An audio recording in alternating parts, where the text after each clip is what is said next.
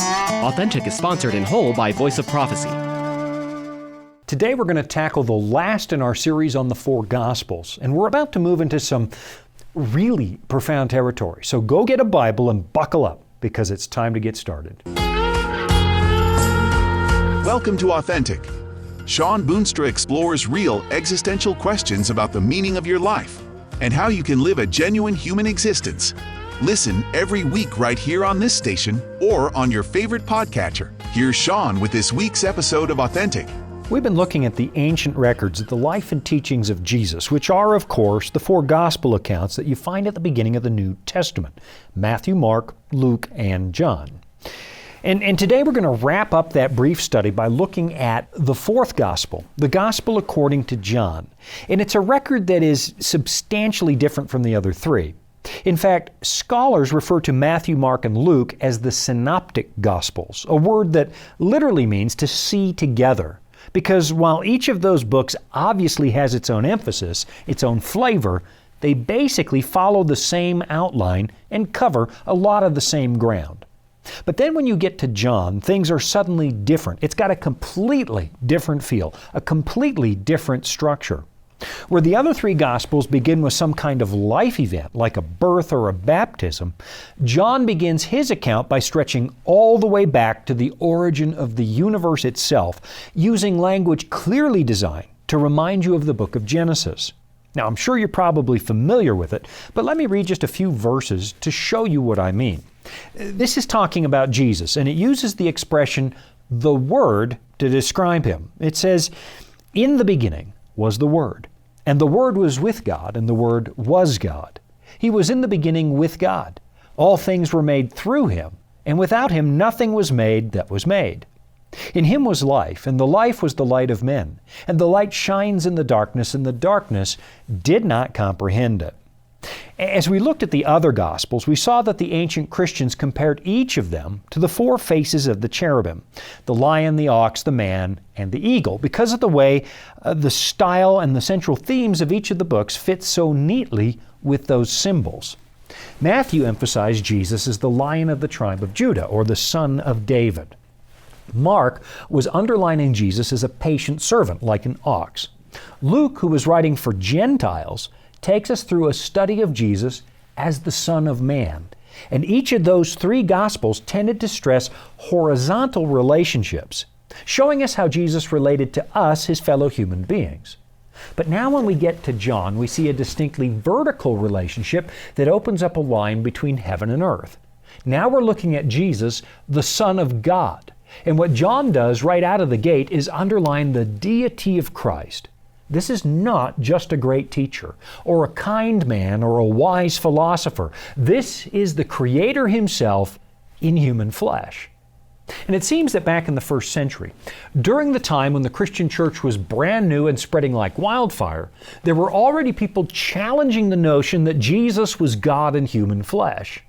And that challenge still persists to this day. I sometimes still hear critics suggesting that the deity of Christ was some kind of 4th century invention that made its way into the church after Constantine and the Council of Nicaea.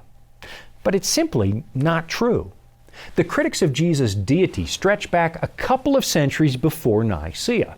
And if the idea was invented later in the 4th century, you've got to wonder what those early critics were arguing against if the church wasn't already teaching Christ's divinity. The biggest problem emerged in a group we now know as the Gnostics. These were people largely influenced by the major centers of learning in North Africa, people who managed to synthesize the teachings of pagan mystery schools with the teachings of the Bible. In reality, that was happening long before the birth of the Christian church, because some Jewish scholars living in Alexandria tried to demonstrate that their beliefs were somehow compatible with the teachings of Greek philosophers. And this created a bit of a problem because the Hebrew scriptures emphasized a good and material creation made by a supreme God. The Greeks, as we've studied in the past, couldn't accept that because they believed that the material physical world is some kind of mistake. It couldn't possibly be the work of a supreme God, and some lesser deity must have made it. Now, Gnostic Christians followed in their footsteps and subscribed to that kind of Greek cosmology. And that led to all sorts of confusing questions about who Jesus was supposed to be. As far as the Gnostics were concerned, he couldn't possibly be God, not if he was a real human being, because a physical existence would be so far beneath God, he would never do it. So instead, some of them insisted that Jesus was simply a man who had special privileges or abilities, but he was still just a man. Or the other story that some of them came up with was to say that Jesus only appeared to be human, that it was just an illusion designed to help us relate to him. Now, if you read the writings of an early church father named Irenaeus, a man who was born not too long after John the Apostle died, you discover that much of the early church believed that John wrote his gospel to counteract early proto-Gnostic heretics, because their ideas were starting to worm their way into the church by the end of the first century. In particular, there was a troublesome teacher named Cerinthus who insisted, like the Gnostics did later, that a supreme God could have never made the physical world. So Jesus, he said, was just a human being, the literal biological son of Joseph and Mary. What made Jesus special, Cerinthus taught, was the fact that the Holy Spirit descended on him at his baptism, but then he said the Spirit left again the moment Jesus was crucified. So I guess you could say that Cerinthus was teaching that during his ministry, and only during his ministry, Jesus was some kind of a supercharged human being, but still just a human being. So here's what we have from Irenaeus, as he explains why the Gospel of John was written. This comes from an early apologetic work known as Against Heresies, and this is what he writes. He says, John, the disciple of the Lord, preaches this faith. So he's talking about the Orthodox Christian faith here, and seeks by the proclamation of the gospel to remove that error which by Cerinthus had been disseminated among men, and a long time previously by those termed Nicolaitans. You'll find those people mentioned over in the book of Revelation, who are an offset of that knowledge falsely so called. So let me push the pause button for just a moment and explain that. The word Gnostic is derived from the Greek word gnosis, the word for knowledge. And the Gnostics believed that they were members of an intellectual elite that had special knowledge about the nature of the universe. Let's continue. Who were an offset of that knowledge falsely so called, that he might confound them and persuade them that there is but one God, who made all things by his word, and not, as they allege, that the Creator was one, but the Father of the Lord another, and that the Son of the Creator was, forsooth, one, but the Christ from above another. You see, the Gnostics believed that the supreme God is so far removed from our imperfect material universe that there must have been lesser deities, emanations from the supreme God, who did a bad job of creating this world. But what John does with his gospel is confront that idea right out of the gate. Jesus the man is not only the Son of God, but is the Creator. All things were made through him, and without him nothing was made that was made. All right, we do have to take a really quick break right now, and you'll probably want to take advantage of the resources that the Voice of Prophecy is about to offer you. But then we'll come right back and unpack this somewhat mind-blowing gospel. Life can throw a lot at us. Sometimes we don't have all the answers. But that's where the Bible comes in. It's our guide to a more fulfilling life. Here at the Voice of Prophecy, we've created the Discover Bible Guides to be your guide to the Bible. They're designed to be simple, easy to use, and provide answers to many of life's toughest questions. And they're absolutely free. Sign up at BibleStudies.com today and start your journey of discovery. This is Authentic with Shawn Boonstra and the Voice of Prophecy. I think the incarnation of Christ might be one of the hardest concepts that human beings have to grapple with when they first approach the teachings of Christianity. How in the world can somebody be fully God and fully man at the very same time? How can the Creator of heaven and earth possibly condescend to become one of us? It's a subject that frankly stretches the very limits of our thinking. And because it seems so foreign, a lot of people give up and they adopt some kind of alternate theory. Perhaps Jesus was just another ascended master, or some kind of special teacher or prophet who belongs in a lineup with the other great religious leaders. The list of alternatives we've come up with is nearly endless, and you might be able to sustain some of those theories in the first 3 Gospels if you read them selectively. But the Gospel of John doesn't really give you any wiggle room. It begins with a full-on assault against the people who believe that Jesus was only human. And maybe one of the trickier things we find in John's opening salvo is this concept of Jesus as the Word. It's an English translation of the Greek word logos, which you still find appended to a lot of academic English words like biology or geology. That ology at the end of those words is the Greek word logos. It's also the root for the English word logic, which is the study of rational principles. And to the Greeks, the logos was the underlying logic of the universe, the universal principle that causes everything and holds everything together. So, for example, there was a notable Greek thinker named Heraclitus who lived about 500 years before Christ, and he taught that the universe was made of fire. Why? Well, because the universe is always changing, just like the flames of a campfire. But underneath that constant change, we find never-changing principles and a universal law that holds the universe together. That universal law, Heraclitus said, is the Logos, a divine wisdom that directs the course of nature. The Stoics, who came along a couple hundred years after that, taught something similar. The universe is made of fire, and someday it's going to end in a huge apocalyptic disaster. Everything's just going to burn up.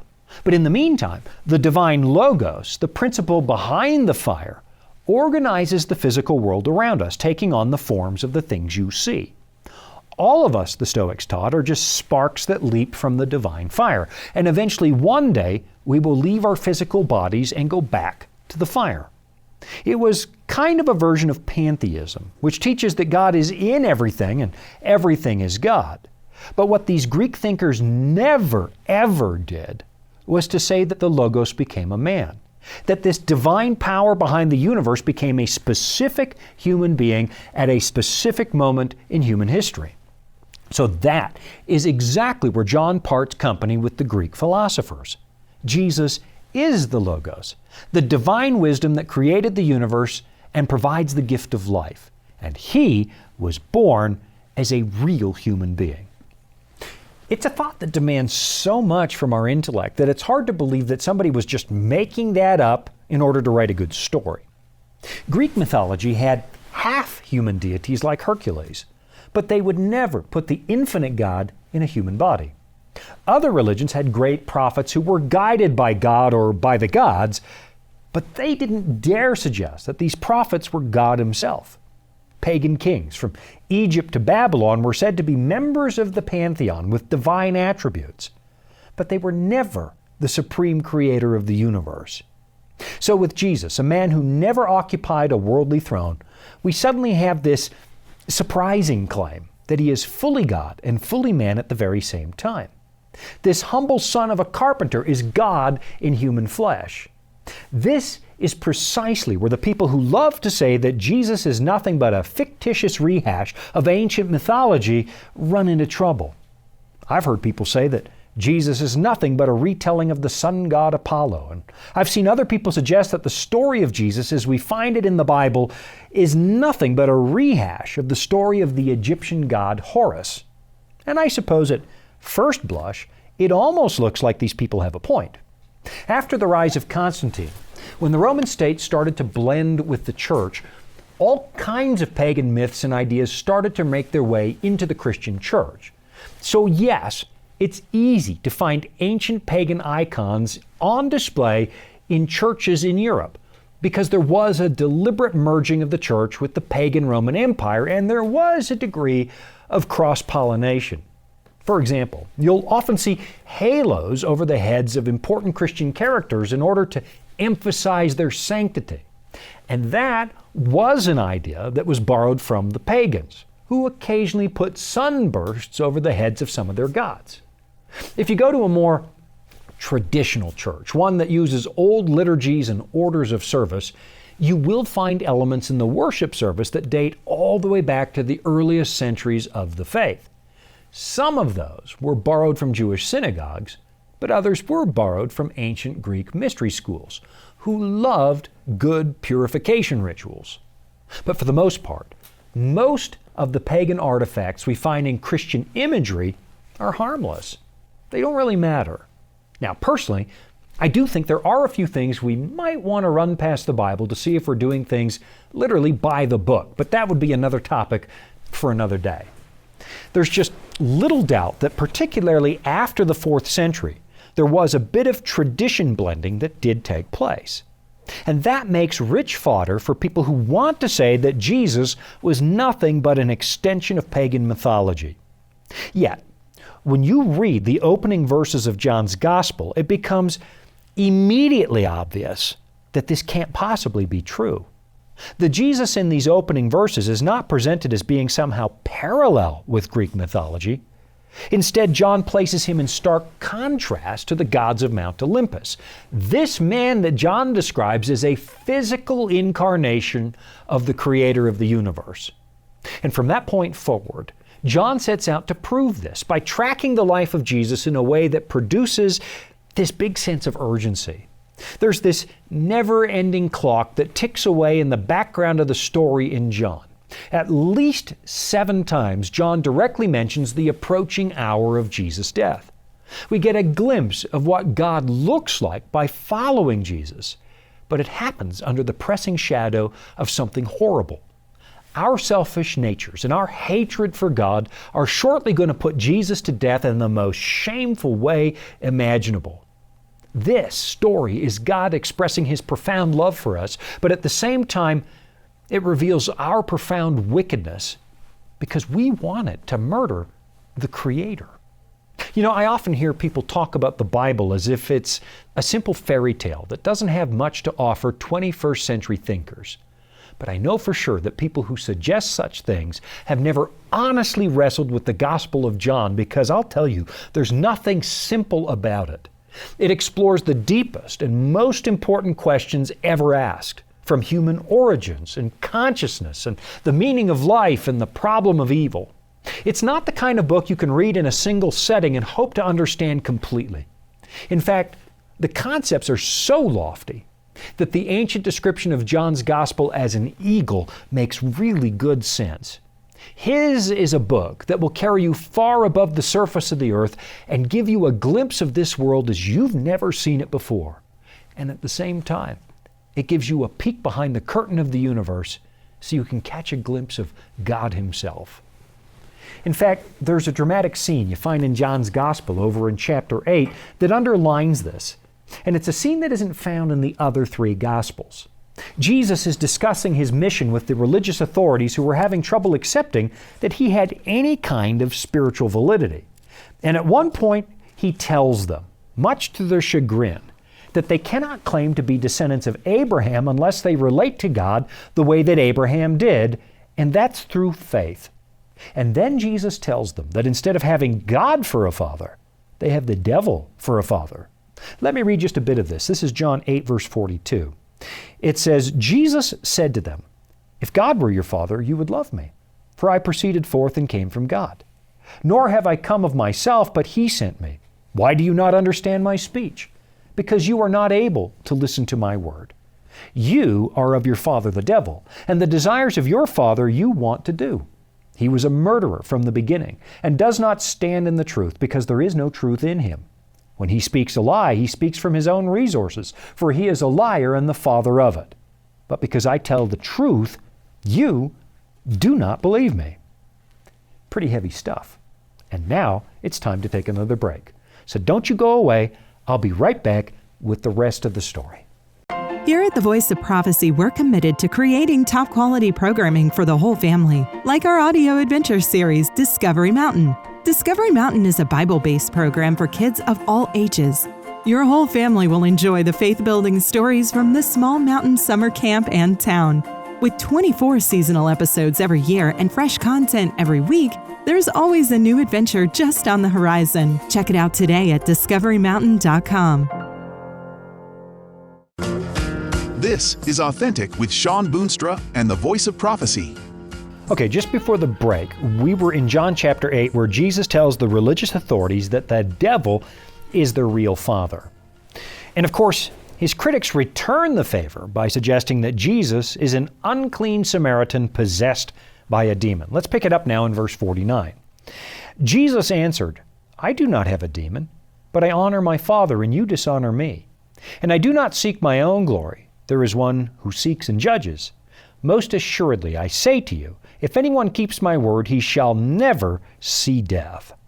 Now, don't forget, the Gospel of John opens with Jesus as creator and the source of all life. So this is really a declaration of his deity.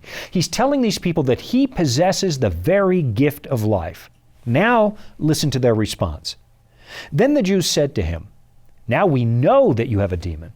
Abraham is dead, and the prophets. And you say, if anyone keeps my word, he shall never taste death. Are you greater than our father Abraham, who is dead? And the prophets are dead. Who do you make yourself out to be? And that right there is the whole point of John's gospel. Who do you think you are? Who is this great moral teacher who heals the sick and raises the dead? Who is this man who claims that he has seen God the Father, that he is one with God the Father, and he can show us the character of God perfectly?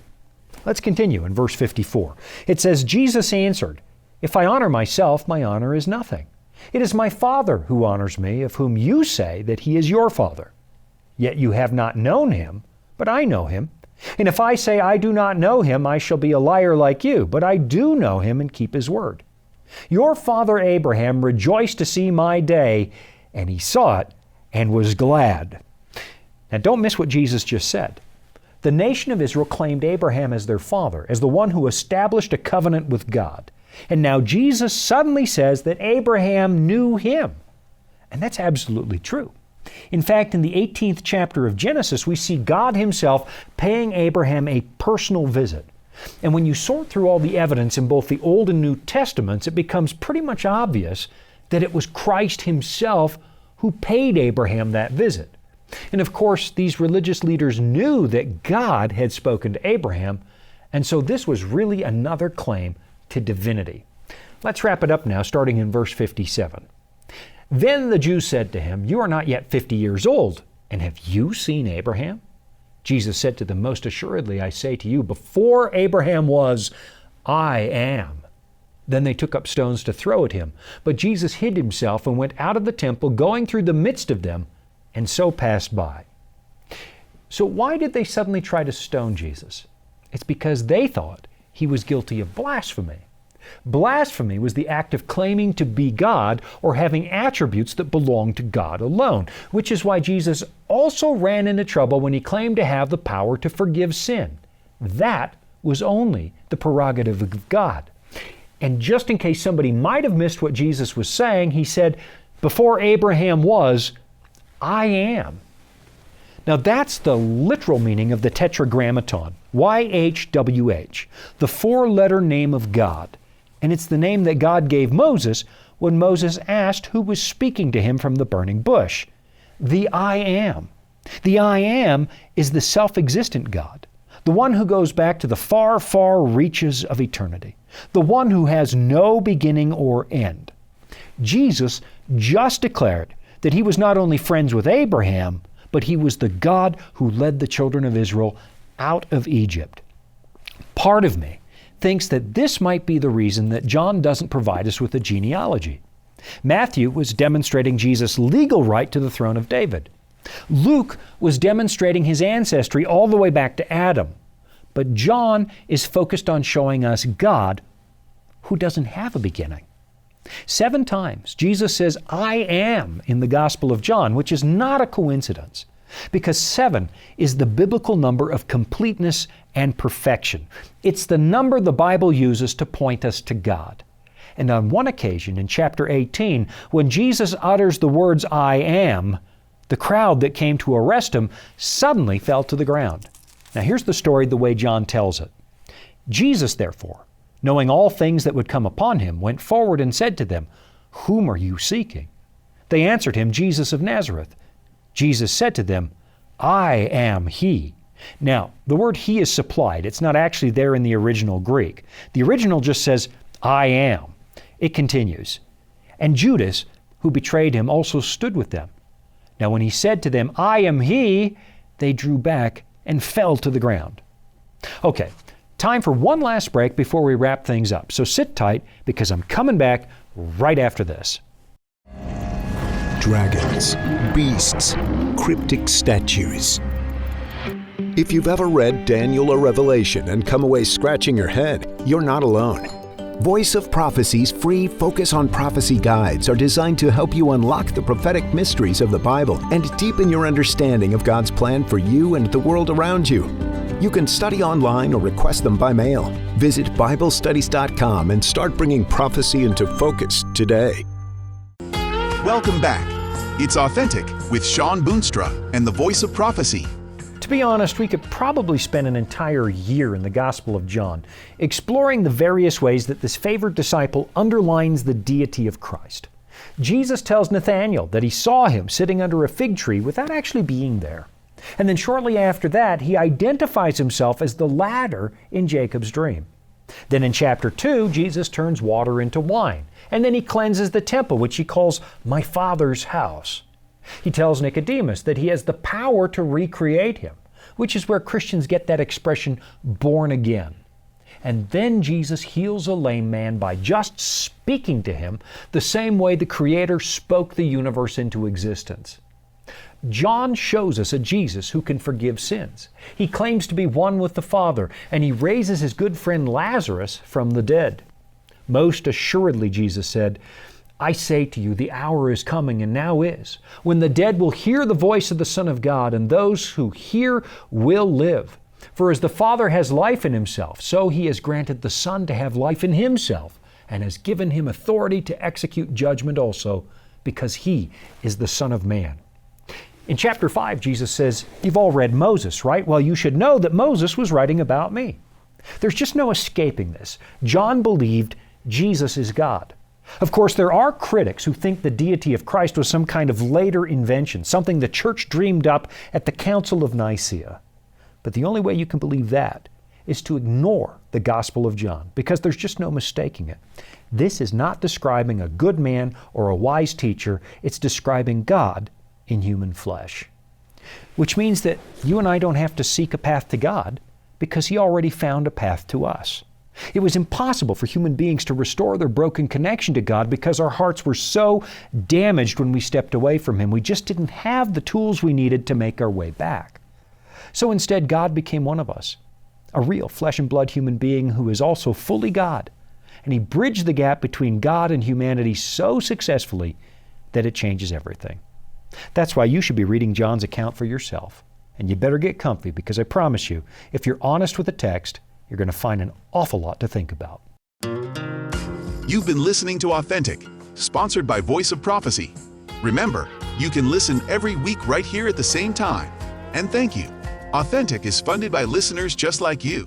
You can support at voiceofprophecy.com. That's also where you can find all the episodes you missed, or where you can listen again. That's voiceofprophecy.com.